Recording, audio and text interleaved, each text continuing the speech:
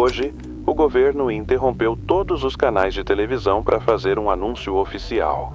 Em cumprimento ao novo protocolo de segurança pública, informamos que o acordo de silêncio é imprescindível para a manutenção da ordem e proteção coletiva.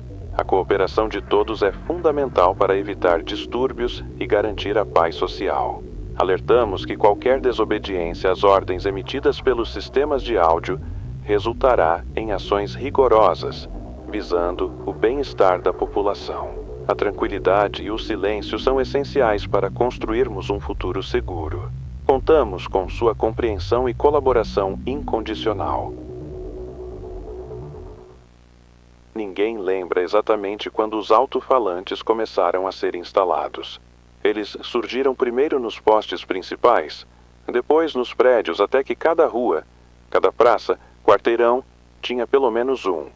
Não havia logotipo, bandeira ou assinatura. Apenas metal frio, fios expostos e caixas de som que rangiam antes de falar. O que todos sabiam era simples. Em horários aleatórios, a voz surgia, grave, metálica, quase humana, e dizia apenas uma palavra: silêncio.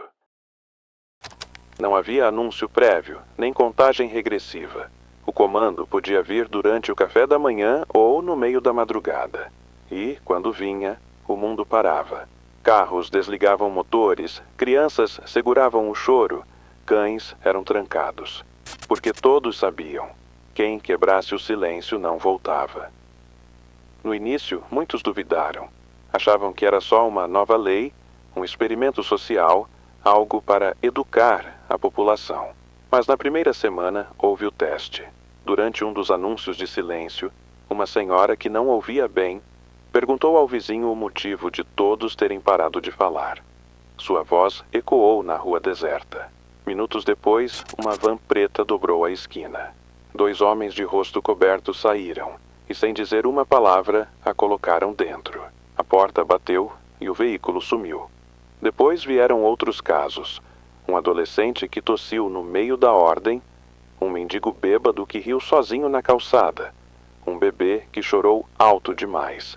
Sempre o mesmo padrão: homens mascarados, passos firmes, recolhimento imediato. Ninguém voltou. Não havia notícias, nem funerais. Só o silêncio. Com o tempo, famílias começaram a criar rituais: bocas cobertas com panos, almofadas no rosto, até sedativos para crianças e idosos, porque quebrar o silêncio era mais do que crime, era sentença. Um rapaz que morava nesta cidade nunca havia quebrado o silêncio. Sempre atento, sempre preparado, trabalhava em casa para evitar riscos e saía apenas em horários seguros. Guardava na memória a sensação de cada comando, o frio na espinha, a respiração contida, o coração martelando nas costelas enquanto contava mentalmente até que a voz voltasse a liberar a fala. Mas naquela noite algo estava estranho. O comando veio às 3h15. Ele acordou sobressaltado, com o quarto mergulhado na penumbra. A voz metálica ecoou pela rua e, como sempre, o mundo pareceu segurar o ar. Mas havia um som, fraco e distante. Ele prendeu a respiração e olhou para a janela. No outro lado da rua, luzes piscavam, e no beco ao lado, a sombra de um corpo era arrastada lentamente. A casa estava silenciosa, exceto pelo som da chuva batendo nas janelas. O homem mexia distraído na cozinha quando escorregou no chão molhado. A queda foi rápida e inesperada, e um gemido de dor escapou de sua boca. O silêncio foi cortado pela voz metálica que ecoou pela cidade. Silêncio. A dor latejava, mas o medo apertava mais forte. Ele tentou conter o gemido, pressionando o braço machucado contra o peito, mas já era tarde demais. Lá fora, passos firmes se aproximavam.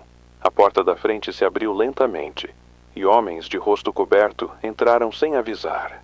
Sem uma palavra, agarraram-no pelos braços e o conduziram para fora.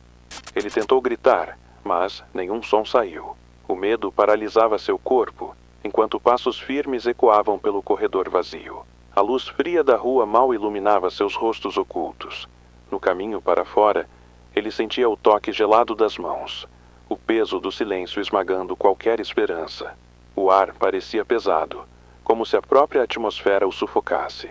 Ao ser colocado dentro da van preta, o motor rugiu baixo, e as portas se fecharam com um estalo seco. No escuro do veículo, ele sentiu o frio da incerteza e a certeza de que não havia volta. A van parou em um lugar que parecia esquecido pelo tempo. Um prédio cinza, com paredes descascadas e janelas pequenas e sujas. O ar ali tinha um cheiro de mofo e metal velho, pesado e abafado. Ao entrarem, ele viu outros, homens e mulheres, todos calados, os olhos fixos no chão, rostos pálidos iluminados por uma luz fria e trêmula. O silêncio era absoluto. Ninguém ousava olhar para os agentes de máscara branca que se moviam como sombras, silenciosos e precisos, conduzindo os prisioneiros pelos corredores estreitos até uma sala no final. Lá, o horror se revelou em sua forma mais cruel. O homem foi deitado em uma mesa dura, fria como o chão. As figuras mascaradas preparavam-se para o ritual. Um deles segurava um grande carretel de fio preto, grosso e úmido. Sem qualquer aviso, começaram a puxar a agulha por sua boca. A dor foi imediata e esmagadora. Cada ponto apertado e arrastado dentro da carne viva. A costura avançava lenta. Cada puxão puxando sua boca para dentro, fechando-lhe a liberdade de falar. Ele tentou gritar, mas só saiu um som abafado, sufocado pela própria pele. O fio não só fechava seus lábios, parecia fundir-se com ele, como se sua boca estivesse sendo selada para sempre. Quando terminaram, o homem foi deixado deitado, suas mãos tentando desesperadamente alcançar o rosto. Mas não havia espaço para falar, para pedir ajuda, para respirar sem a dor. Na mesma semana, notícias oficiais falaram em remoções necessárias para a preservação da ordem pública. Foi dito também que, se necessário, tomariam medidas ainda mais drásticas para controlar os horários de silêncio. A população ouviu, mas não viu provas.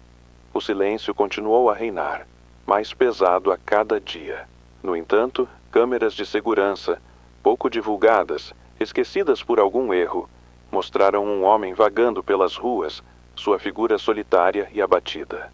A boca costurada era um sinal permanente, uma lembrança cruel do preço do desrespeito. Ele caminhava sem rumo, tentando emitir sons, mas o fio o impedia.